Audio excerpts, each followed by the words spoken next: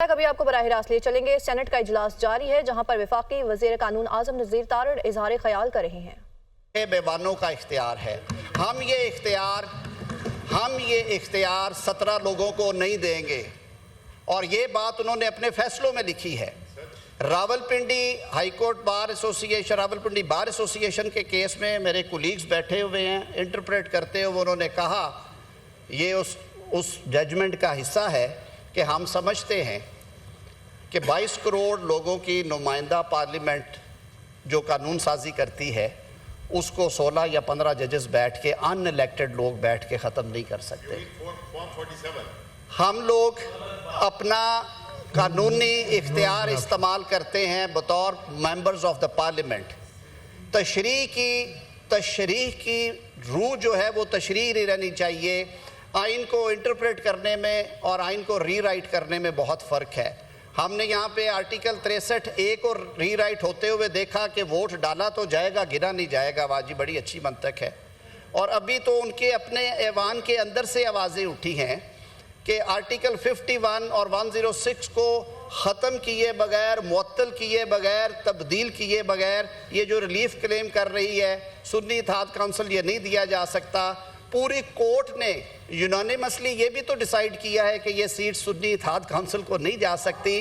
और जब खुद इनका अपना मुकदमा था कि सीट सुन्नी इत्तेहाद काउंसिल को ही दी जाए, तो सर हकायक को दुरुस्त रखे।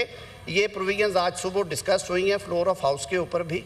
कॉन्स्टिट्यूशनल स्कीम के ऐन मुताबिक है कानून साजी करना, कानून में तरमीम करना, कोई एडिशन करना, डिलीशन करना, ये पार्लियामेंट का इख्तियार है, ये किसी और इदारे का इख्तियार नहीं है। और मैं आप सब से ये इस्तदा करूँगा कि अपना ये इख्तियार आप खुद मुख्तारी के साथ और आज़ादी के साथ एक्सरसाइज करें। बहुत शुक्रिया सर। और बिल मूव किया जाए। मैं देता हूँ, टाइम देता हूँ। लेट मी से समथिंग। आप 2 मिनट बैठें। ये एक मिनट प्लीज़, आप तशरीफ़ रखें, टाइम देता हूँ। मैं सिर्फ ये आपसे गुजारिश करूँगा, आज जितने भी गैलरीज में बैठे हैं उन्होंने आपकी स्पीचेस एंजॉय की हैं।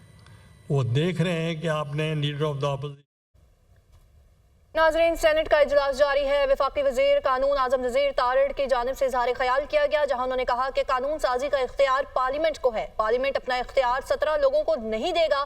22 करोड़ अवाम का फैसला 17 गरीब मुंतखब अफराद को नहीं करने देंगे। उनकी जानिब से कहा गया आइन की तशरीह करने और आइन बनाने में बहुत फ़र्क है।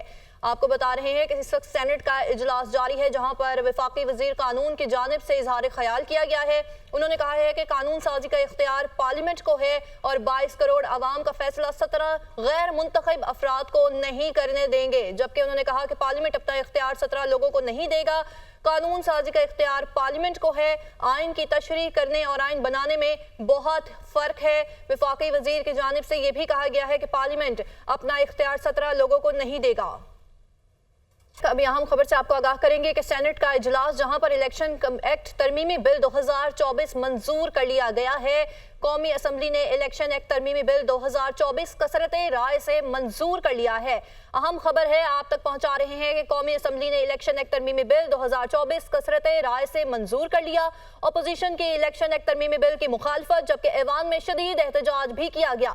बिल नामंजूर के नारे। अली मोहम्मद खान ने कहा कि इलेक्शन एक्ट तरमीमी बिल गैर आइनी है और अली मोहम्मद खान का इलेक्शन एक्ट तरमीमी बिल के खिलाफ सुप्रीम कोर्ट जाने का भी ऐलान किया गया है। सेनेट इजलास जहां पर इलेक्शन एक्ट तरमीमी बिल 2024 मंजूर कर लिया गया। तो जनाब, कौमी असम्बली से जब ये बिल पास हुआ उसके बाद सेनेट का इजलास जारी है जिसमें ये बिल पेश किया गया और बाकायदा तौर पर इस वक्त इलेक्शन एक्ट तरमीमी बिल 2024 मंजूर कर लिया गया है। आखिरी मरहला बाकी बचा है और सदर मुमलिकत की मंजूरी के बाद ये बाकायदा कानून बन जाएगा। आज के दिन अगर देखा जाए तो पहले कौमी असम्बली से इस बिल की मंजूरी हुई और अब सेनेट में ये बिल पेश किया गया तो सेनेट से भी ये बिल मंजूर हो चुका है। जबकि अपोजिशन ने इलेक्शन एक्ट तरमीमी बिल की मुखालिफत की। अरकान ने ऐवान में शदीद एहतजाज भी किया और बिल नामंजूर के नारे भी लगाए, जबकि साथ ही साथ स्पीकर डाइस के सामने बिल की कापियां भी फाड़ी और वजीर कानून आजम नजीर तारड़ ने अपोजिशन की तरमीम की मुखालिफत कर दी है। और आज अब कौमी असम्बली और सेनेट दोनों हाउसेज से ही ये बिल मंजूर हो चुका है। वकार सैयद इस वक्त हमारे साथ मौजूद हैं। वकार, दोनों हाउसेज से ये बिल मंजूर हो चुका है, अब सदर मुमलिकत की मंजूरी के बाद बाकायदा तौर पर कानून बन जाएगा। जी बिल्कुल, सेनेट ऑफ पाकिस्तान ने भी कसरत राय से इलेक्शन एक्ट में जो तरमीमी बिल है उसकी मंजूरी दे दी है और इससे कबल आज सुबह जो है वो कौमी असम्बली में ये बिल जो है वो मंजूर किया गया था। सेनेटर तलाल चौधरी की जानिब से ये बिल जो है वो सेनेट में पेश किया गया, तो उस पर जो अपोजिशन लीडर है शिबली फराज, उन्होंने इस बिल की जो है मुखालफत की और इस मुखालफत के बाद उन्होंने जो है वो करार दिया कि जो हुकूमत है वो ऐवान की कार्रवाई को जो है वो बुलडोज कर रही है। जबकि इसके अलावा जो इलेक्शन हुआ है 2024 का, उसको छुपाने के लिए, उसमें जो धांधली थी उसको छुपाने के लिए जो है वो इस तरह की कानून साजी जो है वो की जा रही है। जबकि ये जो बिल है, ये जो अकलियती नोट है 2 जजेस का, उसकी बुनियाद पर जो है वो ये बिल ऐवान में इंट्रोड्यूस कराया गया है। जबकि ये बिल जो है वो सरासर जो सुप्रीम कोर्ट के जो अक्सरियती जजेस का जो फैसला है उसके जो है वो अगेंस्ट इस ऐवान में पेश किया जा रहा है।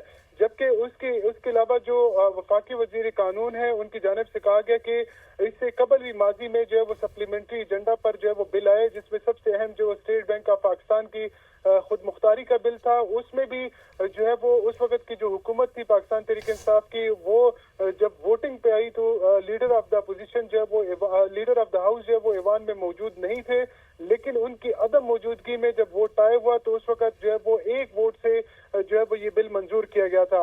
आज का ये जो बिल था, ये सप्लीमेंट्री एजेंडा के तौर पर सेनेट में जो है वो पेश किया गया था और इसमें जब पेश किया गया तो अपोजिशन लीडर की जानिब से पहले इस पर इतराज आयद किए गए। उनकी जानिब से कहा गया कि उनकी जमात इस बिल को जो है मुस्तरद करती है, क्योंकि ये जो है वो सुप्रीम कोर्ट के खिलाफ है और जो हुकूमत है वो जो अकलियती नोट को जो है वो वजूह बनाकर इस पर जो है वो कानून साजी कर रही है।